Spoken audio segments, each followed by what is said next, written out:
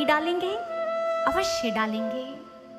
स्वामी विवेकानंद जी के जीवन की एक घटना बताती हूँ। एक दिन जब वे विदेश की भूमि पर श्री राम की कथा को बांच रहे थे, एक सज्जन अपने स्थान से उठे और विवेकानंद जी को बीच में ही टोकते हुए कहा, महोदय, आप जो इस राम कथा का वाचन कर रहे हैं, मुझे नहीं लगता इससे समाज को कोई प्रत्यक्ष लाभ मिलेगा।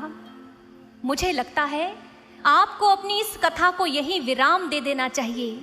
जाइए कोई काम धंधा कीजिए ताकि उसके द्वारा आप समाज को कोई ठोस लाभ पहुंचा सकें। विवेकानंद जी ने सुना, कोई प्रतिक्रिया नहीं दी, अपनी कथा को अविराम कहते रहे। सज्जन इस उम्मीद में खड़े रहे कि अभी उनके प्रश्न का उत्तर उन्हें मिलेगा। कुछ क्षण बीते, स्वामी विवेकानंद जी ने उन सज्जन की ओर देखा और कटु और कठोर शब्द उनसे कहने आरंभ कर दिए। यह सुनना था कि वह सज्जन क्रोध से भर गए और विवेकानंद जी की ओर देखते हुए कहते हैं, बस कीजिए, शांत हो जाइए, मैं आपके इन वचनों को सुन नहीं सकता।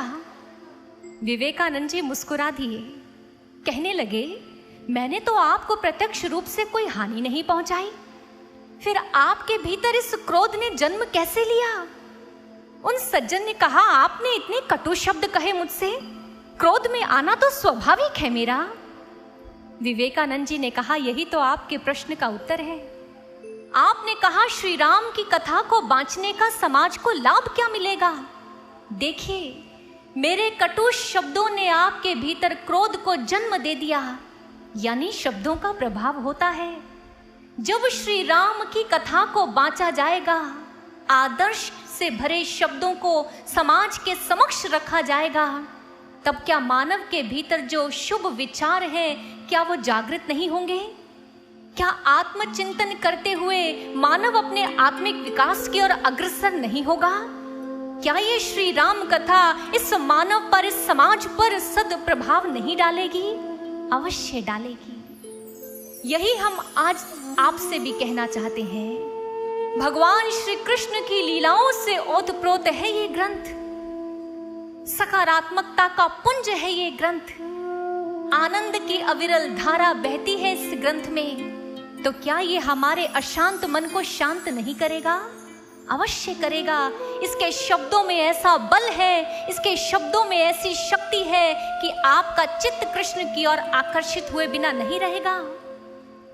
श्रीमद् भागवत महापुराण एक ऐसी कथा है जिस कथा को सुनकर, जिन शब्दों को सुनकर परीक्षित का व्याकुल मन शांत हो गया। श्राप मिला है श्रृंगी ऋषि से, 7 दिन के पश्चात तक्षक नाग की अग्नि में जलकर भस्म हो जाएगा। व्याकुल है, अशांत है। उस समय सुखदेव जी महाराज के चरणों में बैठकर इस कथा को सुनता है। इन शब्दों को सुना उसने, मन शांत हो गया, हर जिज्ञासा, हर प्रश्न विराम को पा गया, जीवन संशयों से मुक्त हो गया और अपने जीवन का लक्ष्य परीक्षित को नजर आने लगा। ऐसा है ये श्रीमद् भागवत महापुराण ग्रंथ, ऐसी अनुपम गाथा है। आओ, इस अनुपम गाथा की जो महिमा है उसे हम एक भजन के माध्यम से श्रवण करते हैं।